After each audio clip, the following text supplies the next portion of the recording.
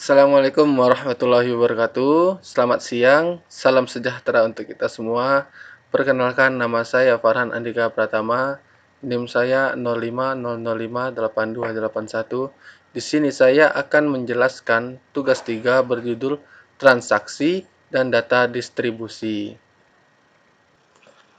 Baiklah, pada kesempatan ini saya akan menyampaikan penjelasan mengenai materi penting dalam basis data, yaitu transaksi dalam MySQL yang dijalankan menggunakan aplikasi XAMPP dan dikelola melalui PHP-MyAdmin.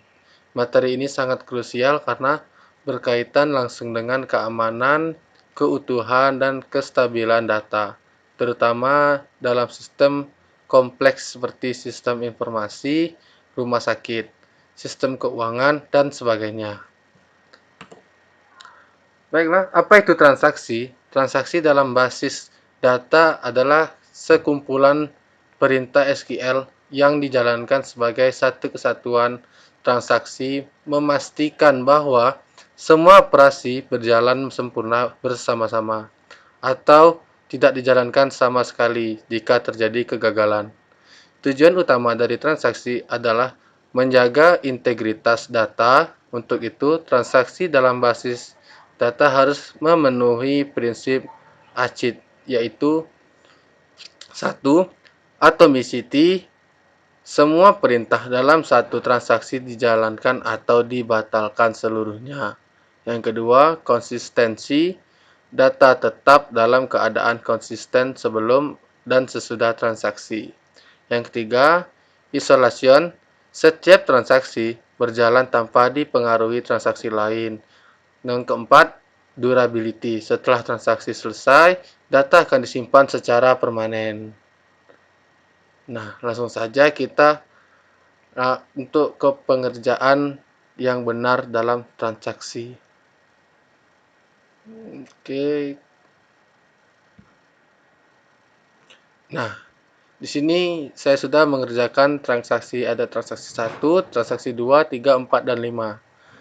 Saya akan mengulangnya lagi. Nah, di sini saya akan memberikan studi kasus transaksi pada sistem informasi rumah sakit, skenario praktikum menggunakan basis data rumah sakit. Dalam database ini terdapat tabel pasien yang akan digunakan untuk menyimpan informasi pasien. Contoh kasus 1, transaksi tanpa komit. Nah, seperti inilah contohnya tanpa komit. Nah, kalau yang memakai komit itu di transaksi 2. Nah, ini seperti ini.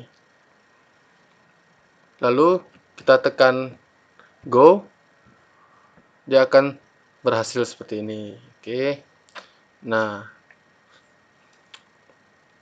contoh 3, kasus 3 itu rollback. Rollback untuk membatalkan perubahan.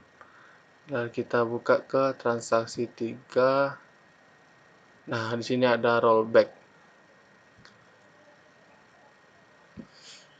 Dan ke transaksi 4,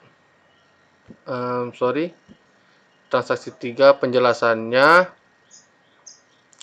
data tidak akan berubah karena perintah rollback membatalkan operasi sebelum commit. Seperti itu.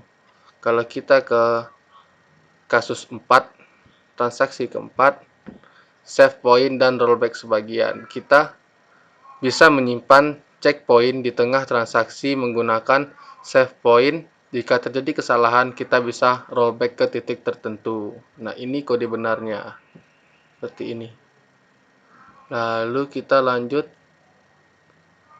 ke ada penjelasannya. Penjelasannya, data untuk pasien ID 7 dan ID 9 akan tersimpan, data pasien ID 8 tidak akan masuk karena dibatalkan. Seperti itu kira-kira.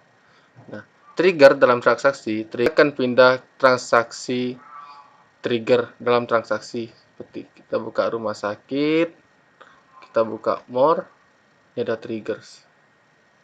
Nah, trigger adalah perintah otomatis yang dieksekusi ketika terjadi aksi di suatu tabel, seperti insert, update, atau delete. Oke, setelah kita membuka trigger, ini ada contoh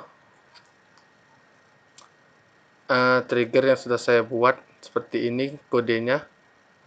Nah, lalu setiap kali data dimasukkan ke transaksi obat, stok obat otomatis berkurang sesuai jumlah yang dibeli. Ini sangat membantu menghindari kesalahan manual. Seperti itu kira-kira. Membuka obat. Lalu nah ini ada nama obat, harga, dan stok. Seperti amoxicillin, kode obatnya A001 dengan harga 5.000, stok 16. Lalu paracetamol dan vitamin C sama seperti itu.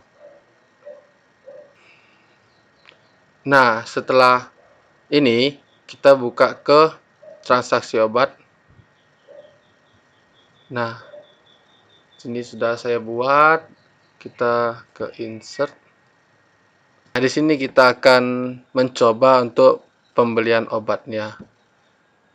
Ini ID pasien, misalkan kita buka ID pasien nomor 2, ID obat. Tadi ID obat kita ada bikin nomor 1 amoxicillin, kedua paracetamol, yang 3 vitamin C. Kita beli ke amoxicillin, jumlahnya kita beli 2, harganya 10.000 ya kalau 2. Oke, baru kita pencet go.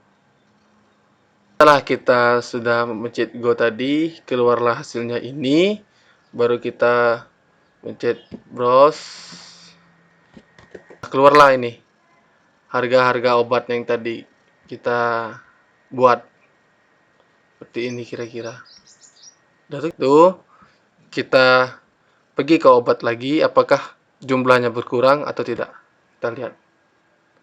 Nah, dan tadi ada 16 stoknya, sekarang menjadi 14. Nah, berarti yang kita buat yaitu berhasil, teman-teman. Seperti itulah penjelasan saya yang telah saya jabarkan semua.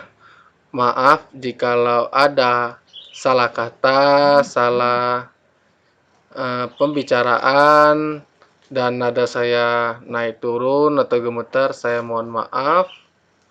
Itu saja yang bisa saya sampaikan. Saya akhiri, wabillahi taufik wal hidayah. Wassalamualaikum warahmatullahi wabarakatuh. Selamat siang, salam sejahtera untuk kita semua.